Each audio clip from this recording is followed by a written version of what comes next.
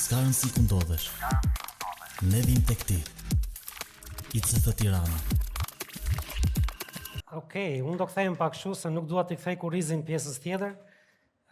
Nuk kthehem dot majtas e djathtas, kështu që nëse jeni në qendër, edhe kujtoni që e kam me ju, nuk e kam me ju.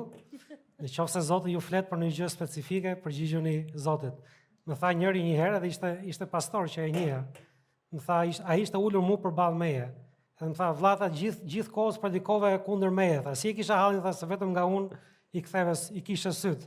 E thash vlla, unë nuk thej dot qafën, kështu që mos kujto, mos e merr personalisht se nuk e kam me ty.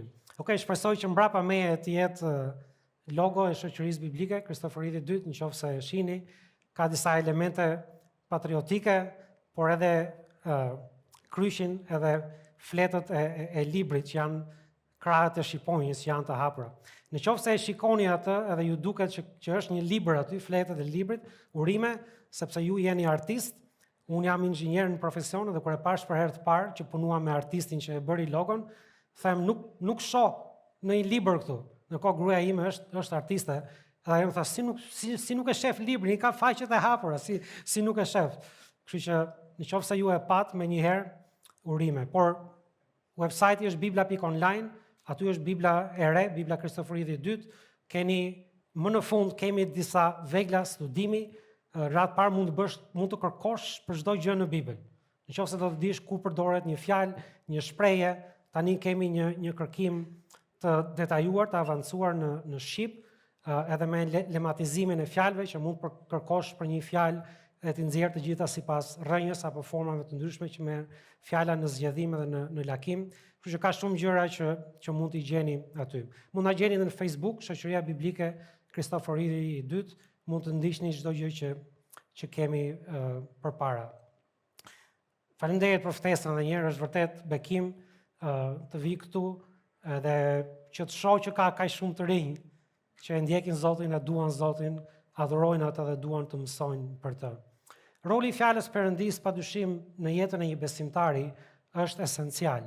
Edhe unë dua të flas për 3 gjëra sot, që çfarë bën fjala e Perëndis për ne dhe çfarë përgjegjësie, çfarë privilegji kemi ne ndaj fjalës së Perëndis. Tani kur them 3 gjëra, nuk janë këto vetëm të treja që ndodhen në Bibël, që Bibla flet për vetveten. Patjetër që ka me 10 apo edhe me qindra gjëra. Por Altini më tha ke vetëm 1 orë e gjysmë tha për predikim. Kështu që okej, më vjen mirë që e kap atë. Okej, do mbarojmë në kohë, mos keni merak. Arsyeja e parë që pse Zoti na e dha fjalën e tij është që ne të njohim Perëndin. Kur Jezusi tregon për shëmbulltyrën e mbjellësit tek Luka kapitulli 8. Me qëra fjalë, unë do t'i lexoj vargjet nga Kristoforiti 2, nëse e ndiqni nga Bibla ABS, nuk ka problem, mund të jenë të formuluara pak më ndryshe, por pak a shumë njësoj do të jenë. Kur Krishti shpjegon shëmbulltyrën e mbjellësit, ai tregon që një mbjellës doli edhe të mbillte farën që ajo të mbinte mbi tokë. Dhe në vargun 11 të Luka 8, ai thot tani shëmbulltyra është kjo, fara është fjala e Perëndis.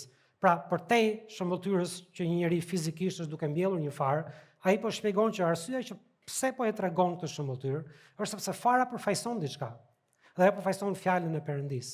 Dhe në vargun 12 thot, ata në anë të udhës janë ata që dëgjojnë, por pastaj vjen djalli dhe heq fjalën nga zemrat e tyre që mos besojnë dhe të shpëtohen.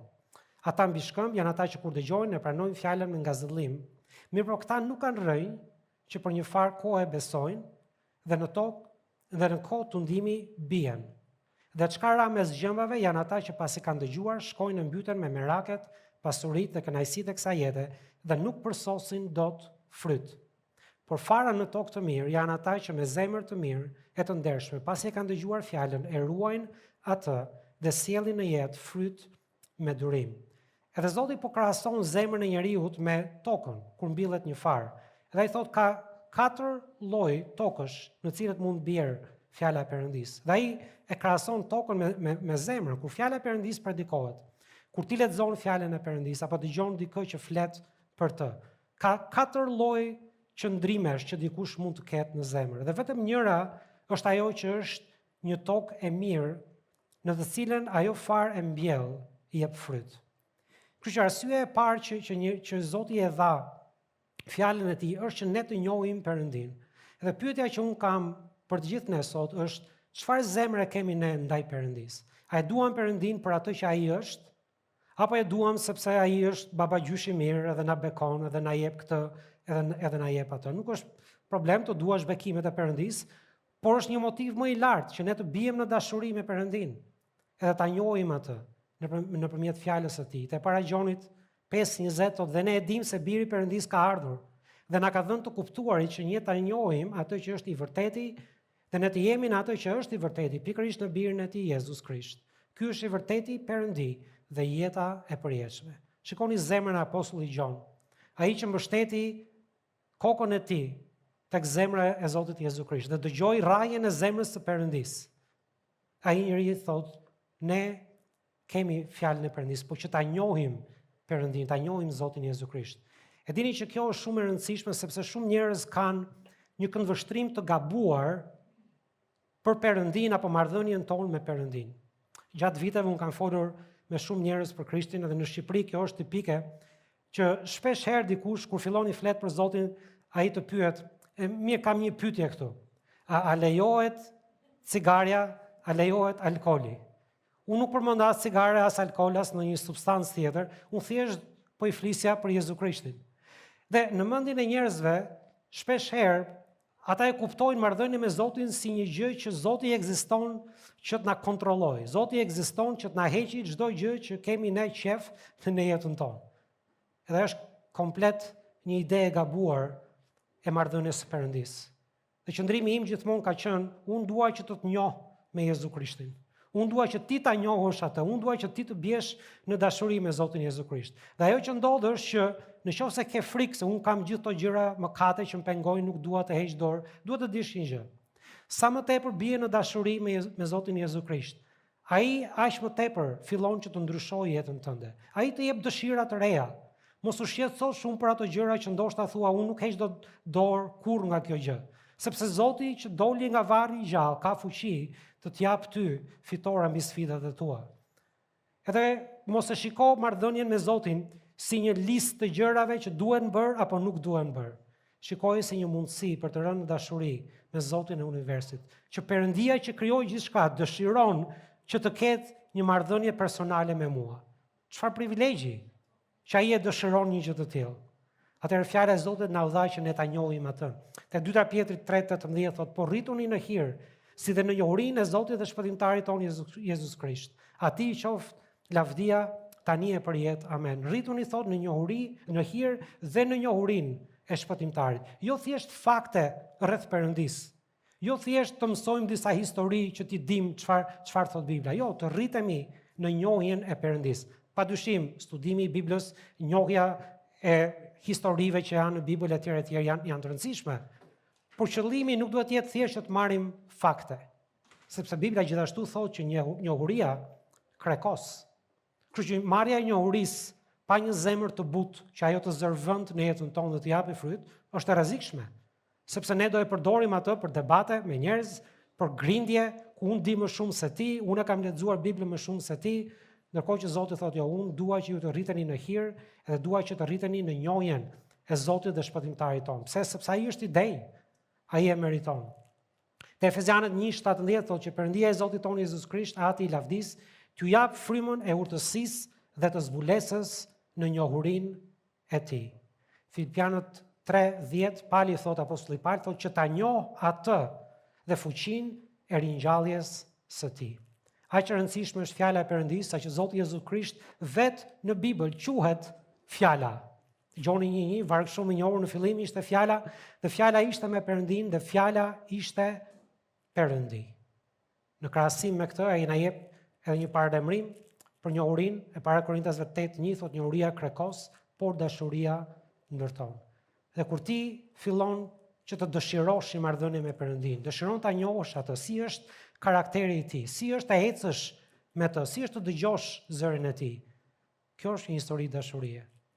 Ekziston një libër në Bibël, i cili njihet si libri i dashurisë. E ne quajmë Kantiku i Kantikëve, te Bibla Kristoforit i dytë quhet Kënga e Këngëve, po është i njëjti libër. Edhe tregon një histori dashurie të mbretit Solomon me atë që ai e ka për zemër, me nusën e tij, me të dashurin e tij. Dhe për te asaj që është e drejt për drejt, pra Solomoni në një marrëdhënie dashurie, ajo ka një kuptim shumë të thellë. Është një pikturë mjaft e bukur e marrëdhënies së dashurisë që Zoti Jezu Krisht ka për kishën e tij. Sepse Solomoni është biri i Davidit. A dini kush quhet tjetër në Bibël biri i Davidit? Zoti Jezus Krisht quhet biri i Davidit. Edhe ai ka një nuse e cila është shpenguar nga çdo komb, edhe nga çdo fis, edhe nga çdo gjuhë, thot Bibla.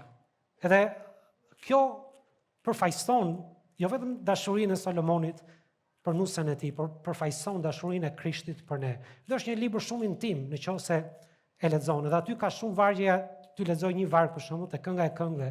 Shikoni intimitetin edhe dashurinë që ata shfaqin njëri tjetrit. Thotë dhëndri që flet, sa e bukur je dashura ime. Sa e bukur je, nën buklet e tua ke sy pëllumbeshe. Flokët e tu janë si një grigj me dhi që shfaqen nga mali Gilead. Për ata çuna që janë të rinj dhe do kërkojnë një marrëdhënie së shpejti që të lidhen me dikë, por kërkojnë kë ka Zoti për jetën e tyre. Me qëra fjala, këto janë vargje fantastike, okay?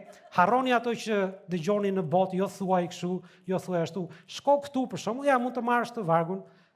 Gjej një vajzë që ndoshta ke interes, mendon që e do Perëndin edhe mund ta shohësh jetën së bashku me ato dhe bëj një kompliment siç e bën këtu që flokët e tu janë si një grigj me dhi. Është shumë kompliment i bukur. Në qoftë ajo se ka lexuar Biblën nuk do e kuptoj për çfarë ke fjalën, atëherë ti ja shpjegon që nuk është për këto 10 që kullosin tu afër fare, është për 10 nga mali Gilead. Ua, mali Gilead, ato janë dhi biblike. Pikërisht pra janë dhi biblike, edhe ti e kupton që ajo e ka lexuar Biblën, e di që është mali Gilead, kështu që mund të përdorni vargje të tilla. Tani kjo u dojgjë, kështu që mos e përdorni këtë, se u bë bajate, por nëse lexon atë libër ka kafshë të tjera plot me qëra fjala, okay. Arsyeja e dytë pse e dha Zoti është që ne të rritemi frymërisht. E para Pjetrit 2:2.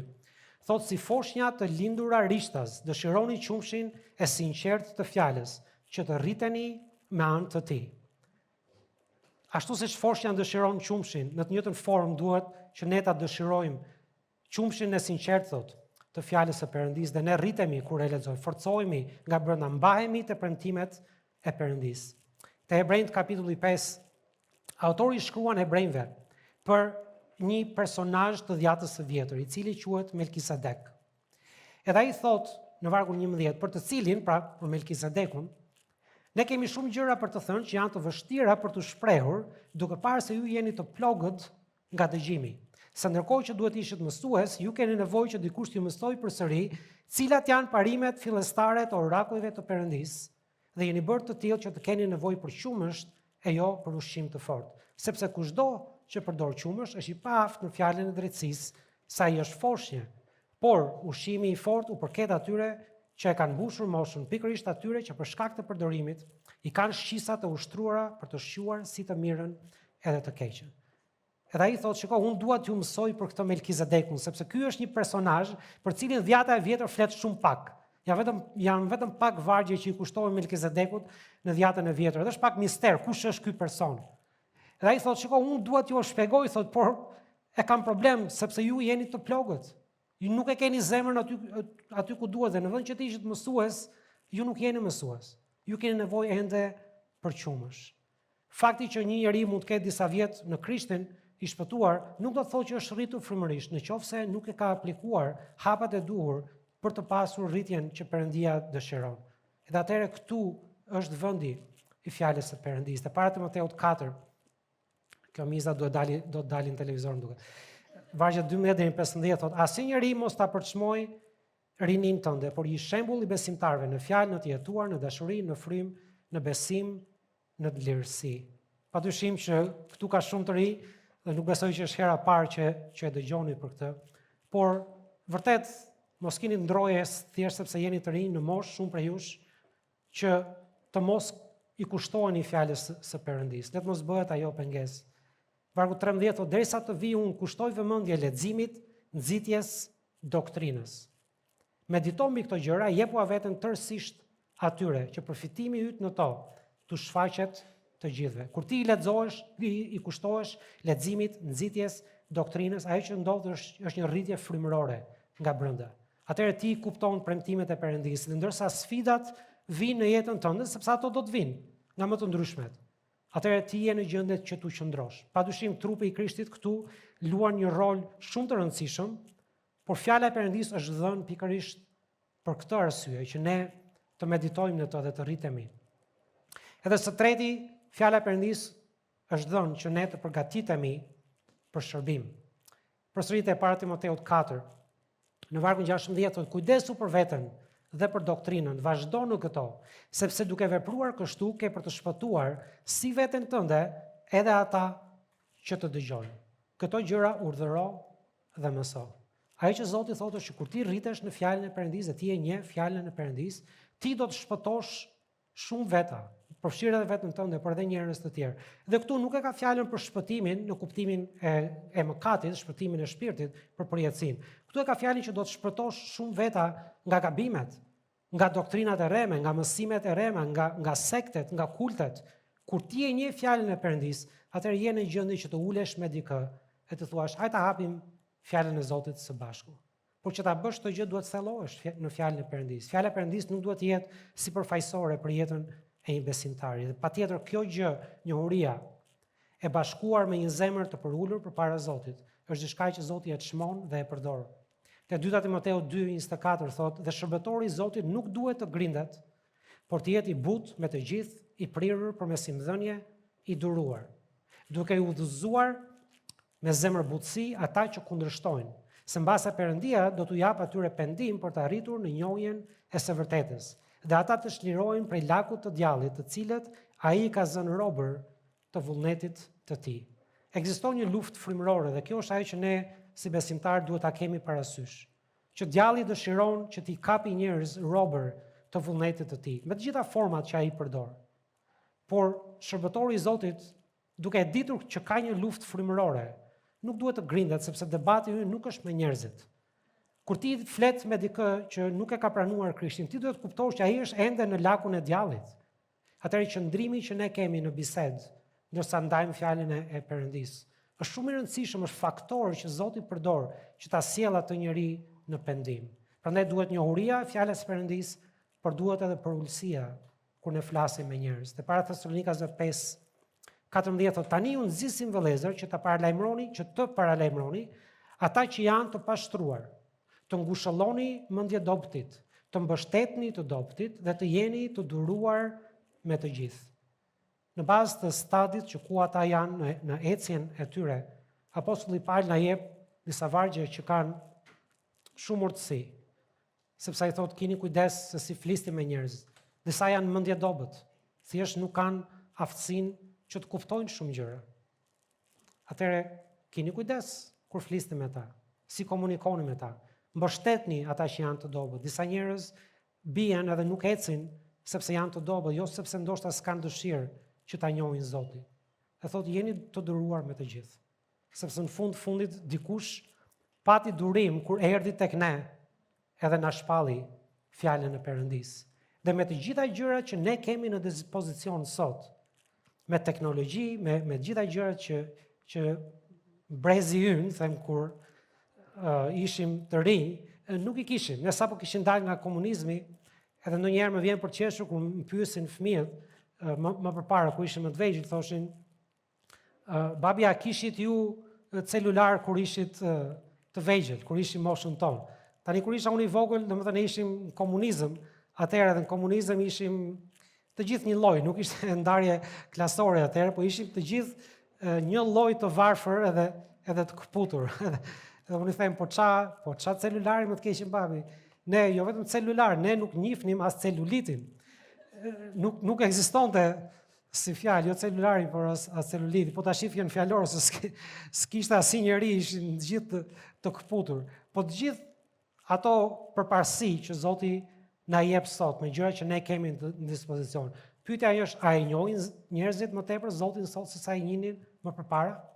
E vërteta është që megjithëse sot ka akses në njohuri, në të njëjtën mënyrë siç ka akses në njohurinë e gjërave të duhura, ka akses edhe në doktrinat e gabuara, edhe nga kultet, edhe nga gënjeshtrat.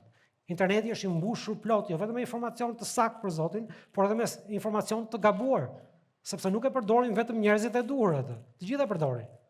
Kështu që thjesht sepse njerëzit kanë akses në gjëra sot, nuk do të thotë që ata e njohin Perëndin, apo që kanë një marrëdhënie me të. Dhe fjala e Perëndisë është dhënë që ne të rritemi, të ndërtohemi dhe të shërbejmë Perëndisë. Shpresoj që ne të mos e shohim shërbimin ndaj Zotit si një barr, si një peshë, por ta shohim si një privilegj që Zoti na jep në këtë kohë, që ne të mund të lartësojmë emrin e Perëndisë, sepse ai është i denj. Te 2 Timoteu 2:15 deri 19 thotë: "Studioj që ti dëftohesh Perëndisë i aprovuar, një mjeshtër që s'ka pse të turpërohet, që e ndan drejt fjalën e së vërtetës." Studimi është i rëndësishëm, është një urdhërim, por edhe që ta ndash drejt fjalën e së vërtetës. Ndoshta ju ka rënë mundësia ndonjëherë të shikoni një video në internet diku edhe dikë që citon diçka nga Bibla, por është komplet jashtë kontekstit të Biblës, edhe Bibla thotë një njeri që është i aprovuar përpara Perëndisë, ai duhet ta ndajë drejt fjalën e së vërtetës, sepse nëse nuk e ndan drejt, atëherë do bësh gabime, do mësosh gjëra që nuk janë të vërteta. Prandaj duhet të studiosh. Por shmang thot në vargun 16, lomotitje të kota dhe përdhosëse, se ato do të vijojnë me më shumë paperëndishmëri, dhe fjala e tyre do të hajë si gangren, nga të cilët janë Himenau dhe Fileti, të cilët kanë gabuar për sa i përket së vërtetës, duke thënë se ringjallja ka kaluar tashmë dhe e rroposin besimin e disave. Apostulli Paul në këtë kontekst të studimit të fjalës së Perëndisë, në kontekstin që duhet ndarë drejt fjala e vërtetës, përmend 2 veta me emër, Himenau edhe Fileti, dhe përmend edhe një doktrinë që ata po mësonin. Dhe kjo doktrinë ai e thotë të cilët kanë gabuar thotë për sa i përket të vërtetës, duke thënë kjo është ajo që ata mësojnë. Ata mësojnë që ringjallja ka ndodhur tashmë, ka kaluar, dhe si rezultat i kësaj, çfarë ndodh kjo gjë? Kjo doktrinë e gabuar që mësonin ata, thotë e rroposin besimin e disa njerëzve. Ju inkurajoj që shkoni te biblia.online, kërkoni fjalën rropos. E do të shikoni që kjo është një fjalë shumë e fuqishme. Është një fjalë që është përdorur për Sodomën dhe Gomorën edhe për ngjarje të tjera. Çdo njeri që u rropos nuk u kthye më kurrë mbrapsh. Edhe apostulli Paul thotë, dëgjoj, ju jeni në botë, do të dëgjoni doktrina të rreme. Po ju jap një shembull. Edhe ja mëson atyre. Çfarë mësojnë ata? Ata mësojnë që nuk ka ringjallje. Ata thonë që nëse ti vdes si besimtar, ti do të mbetesh në varr. Lexoje para Korintasve 15, çfarë thot Pali për ringjalljen. Pali thotë që nëse nuk ka ringjallje, nëse ne vdesim edhe qëndrojmë në varr dhe ky është fundi ynë, aty merr fund gjithçka në lidhje me ne jemi më të mirët thot e kësaj bote. Dhe thot predikimi ynë nuk ka kuptim, jeta jonë nuk ka kuptim, pagëzimi ynë dhe nuk ka kuptim. Jep një listë të gjatë të gjërave që nuk kanë kuptim, nëse nuk ka një ringjallje. Dhe këta njerëz po predikojnë që nuk ka ringjallje, ti do vdesësh edhe aty merr fund gjithçka. Edhe kjo i jep udhë hedonizmit. Kjo i jep udhë idesë që ti ha, pi, sepse nesër do të vdesim. Por ka një shpresë e cila në Bibël fjala shpresë nuk është probabilitet. Fjala shpresë në Bibël është e bekuar, thot Zoti, është e sigurt. Dhe shpresa është sigurt është për ne si besimtar, që ashtu si Krishti vdiq, u varros dhe u ringjall, për shkak se ne kemi vendosur besimin në të, edhe ne një ditë në trupin tonë mishtor do të vdesim, por nuk do të mbetemi aty. Një ditë Krishti do të vijë për kishën e tij dhe ata që kanë besuar Krishtin do të ringjallen me një trup të ri të paprishëm, thot Bibla, dhe me një trup të lavdishëm. Kështu që studimi i fjalës së Perëndisë është shumë i rëndësishëm, sepse si Himenau dhe Fileti në ato kohë ka edhe sot të tillë, të cilët ndoshta jo nga qëllimi, por mësojnë gjëra të gabuara. Edhe nëse ti do të bëhesh një dishepëll, tek Ungjilli i Gjonit, Krishti flet dhe thotë që nëse qëndroni në fjalën time, atëherë do të jeni dishepujt e mi.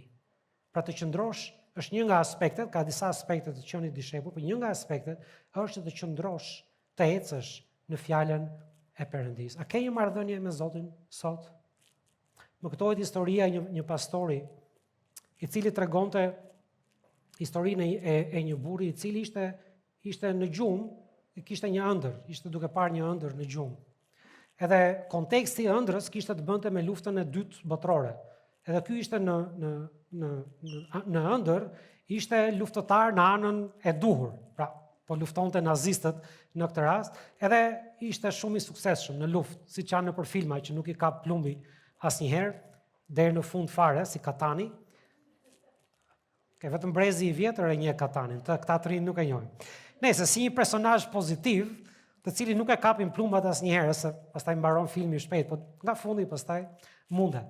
Kështu që ky ishte një nga këta, ky po bënte namin me ata, po i mundte nazistët, po i qollonte me automatik, i vrau të tërë, edhe ndërkohë i mbaroheshin fishekët, merrte atë karikatorin e ri, ndronte karikatorin në fustë tjetër, vazhdonte, edhe vazhdoi kjo betejë, domethënë për disa minuta, dhe ky ishte hero në ëndrrën e vet. Derisa pa pritur, në mes të luftës që po bënte, ndërsa ndronte karikatorët, zgjohet nga një ulërim e madhe. Edhe kur zgjohet, e shef që ishte gruaja që bërtiste, sepse ky trimi kur ndronte karikatorët në mendjen e tij, në gjumë, në ëndër, faktikisht kishte kapur bigudinat e gruas, edhe i fusten karikatorë, edhe kështu ajo ngrit me ulërim.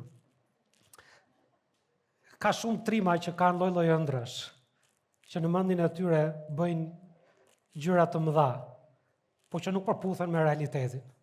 Ka shumë trima në kishën e Perëndisë që kanë aspirata të jashtëzakonshme për Perëndin. Po pyetja është, sa reale është kjo gjë? A mbetet thjesht një ëndër? Ndoshta po kapni bigudinat e gruas edhe nuk jeni aq frymëror. A je i dashuruar me fjalën e Perëndisë? A thellohesh në fjalën e Perëndisë? Le t'ju them diçka. Nëse studion historinë e kishës, çdo njeri që Zoti e ka përdorur fuqishëm, kudo që e ka përdorur në botë, ka qenë një njeri që është thelluar në fjalën e Perëndisë.